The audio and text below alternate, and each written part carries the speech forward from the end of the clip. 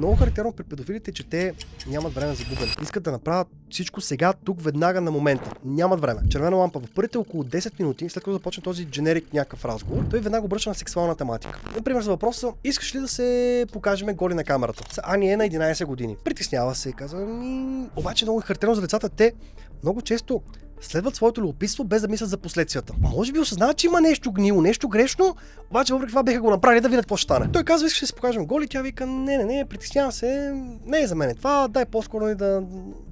Окей, няма проблем, аз ще бъда първи. И това, което прави той всъщност, е да изпрати едно клипче, в което някакво момче просто се показва гол. Ма това не е той. Казва: сега твой ред. Тя вижда някакво момче там, показва се гол на камерата, първо някакво секси. И ти казва: какво толкова, пък пускаш я камерата и се показва примерно от кръста нагоре, разсъблечена, само там по сутен, примерно, и така нататък. Това, което прави Радо през цялото време, скрин рекординг на това, което се вижда. Приключва разговора, той каза: хайде пак да ми се покажеш гола. Тя: не, притеснявам се, дай нещо да си говорим. Той: чакай.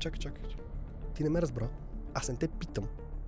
Аз настоявам. Ако ти не се покажеш гола, аз имам клипче, в което ти си виждаш как си гола и ще го разпратя до всички твои приятели. Те са вече свързани в Facebook, там и другите платформи. Тоест той вижда кои са нейните приятели.